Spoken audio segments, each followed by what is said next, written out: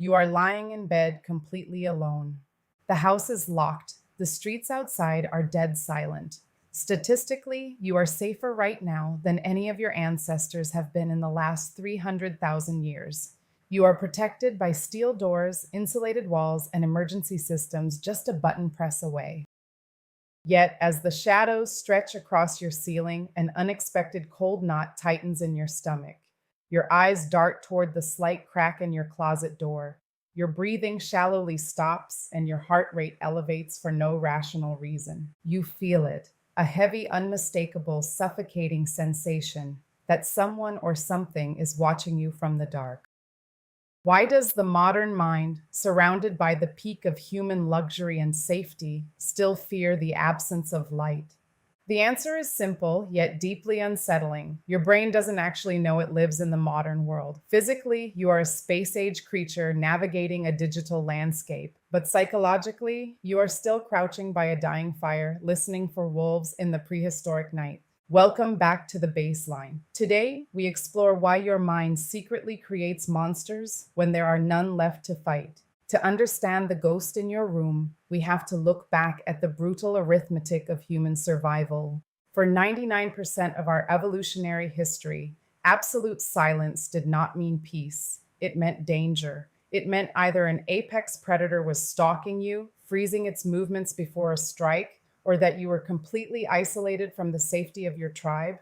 In the ancient wilderness, hypervigilance wasn't a mental disorder. It was a prerequisite for living to see the next sunrise. Imagine an early human sleeping in the tall grass. Suddenly, there is a faint, barely audible rustle in the bushes nearby. The human brain can make two choices here. First, it can assume the noise is just the wind. If it turns out to be a predator, that human dies, and their genetic line ends right there. Second, the brain can assume the noise is a lethal threat, panic, and climb a tree.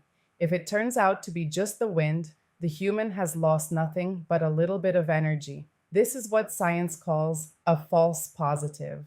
Evolutionary biology explicitly rewards paranoia. It didn't design our minds to be happy, rational, or relaxed. It designed us to assume the worst case scenario every single time. We are the direct descendants of the most anxious, terrified primates in history. The calm ones were eaten a long time ago. Because of this harsh evolutionary filtering, the human brain developed a highly specialized cognitive system. Anthropologists and neuroscientists call it the Hyperactive Agency Detection Device. This is an unclickable, undeletable background program running inside your subconscious mind.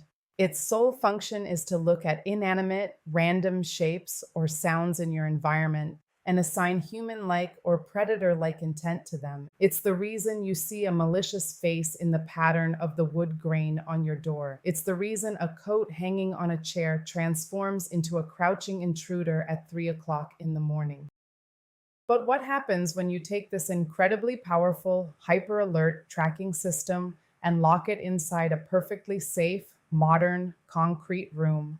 The system begins to malfunction. When you turn off the lights and climb into bed, your brain suddenly receives zero sensory inputs. No cracking branches, no shifting winds, no warning cries from birds. You have placed your mind into a state of artificial sensory deprivation. The agency detection program begins to idle, spinning its gears in the void, but it cannot simply turn off. Its programming dictates that it must find a threat. So, to satisfy its own evolutionary survival metrics, when the brain cannot find a monster in the room, it projects one from within. This isn't just a metaphor. It is a documented neurological anomaly known to scientists as the sensed presence effect. When people are exposed to extreme isolation, absolute darkness, or prolonged periods of quiet, a specific region of the brain, the temporoparietal junction, becomes deeply confused. This is the area responsible for defining where your own body ends and where the outside world begins.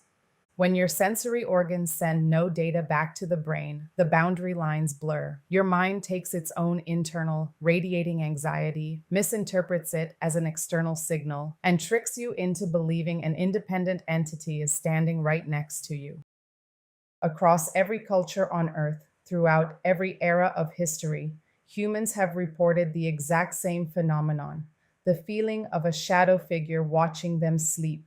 We invented demons, ghouls, and spirits to explain it, but the truth is far more fascinating. Your mind would literally rather invent a ghost to fight than accept the reality of absolute silence and isolation.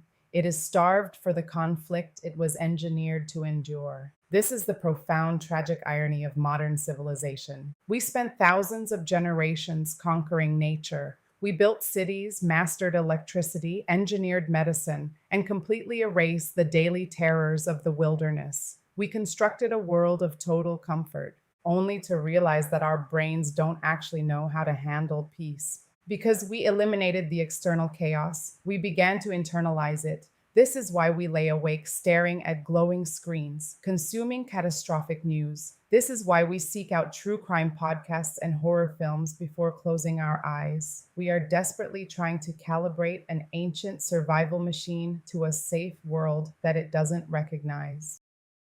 So the next time you feel a chill down your spine in an empty house, or your eyes snap open to stare into a pitch black corner in the dead of night, do not be frustrated by your anxiety. Do not fear the panic.